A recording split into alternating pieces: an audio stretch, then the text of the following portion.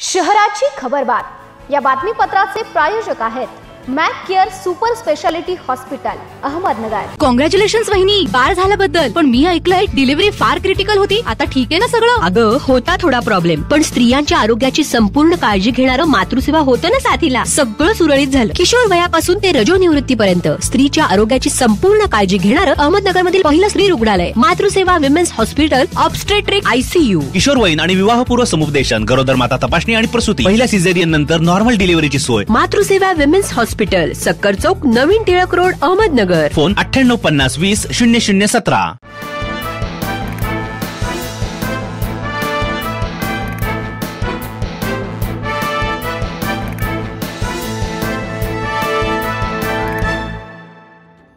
नमस्कार, मी साक्षी। न्यूज 24 सह्याद्रीमध्ये तुमचं स्वागत।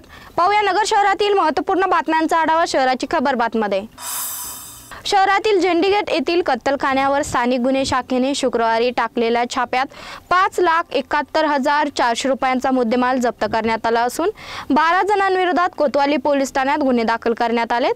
शनिवारी आंबेडकर चौक झेंडीगेट येथे शुक्रवारी मुस्तकीम वहाब कुरेशी हा गोवंशीय जनावरांची कत्तल करताना मिळून आला। हा कत्तलखाना फरार झालेले वहाब बाबूलाल कुरेशी, नासिर बाबूलाल कुरेशी व सुफियान कुरेशी याच्या मालकीचे असल्याचे त्यांनी सांगितलंय।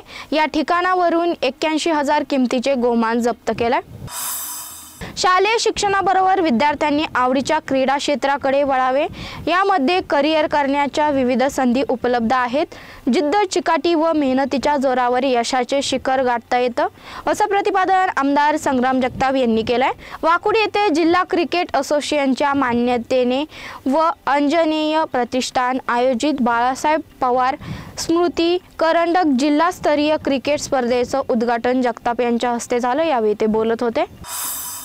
शहरातील प्रमुख 23 रस्ते व 13 नाल्यांच्या कामासाठी शासनाने 150 कोटी रुपयांचा निधी उपलब्ध करून दिलाय। यातील 13 रस्त्यांची कामे प्रगतीपथावर असून ही कामे 45% पूर्ण झाली आहेत। उर्वरित कामेही लवकरच सुरू होत आहेत।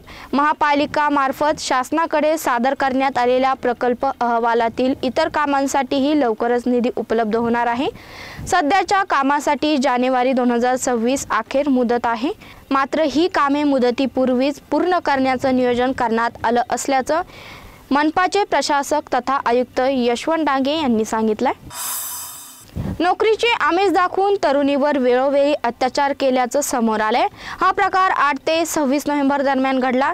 पीडितेने दिलेल्या फिर्यादीवरून संदेश सुभाष बोरगे याच्या विरोधात कोतवाली पोलीस ठाण्यात अत्याचाराचा गुन्हा दाखल झालाय। आरोपी हा डीजेवर ऑपरेटर म्हणून काम करतो। त्याने पीडितेला तुला डीजेवर ऑपरेटिंगची नोकरी लावून देतो असं आमिष दाखवून विश्वास संपादन करून त्याने पीडितेवर वेळोवेळी अत्याचार केला असल्याचं फिर्यादीत नमूद केलं। अल्टिमेटमची मुदत आता संपली आहे, त्यामुळे आयुक्त डांगे सोमवारपासून काय भूमिका घेणार याकडे सर्वांचेच लक्ष लागलंय।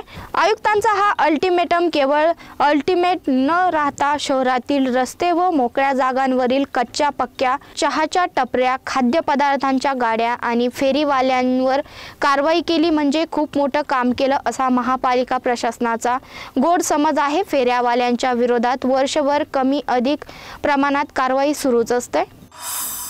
शहराची खबर बातमीमध्ये इथेच थांबतोय। तुम्ही पात्रा न्यूज 24 सह्याद्री।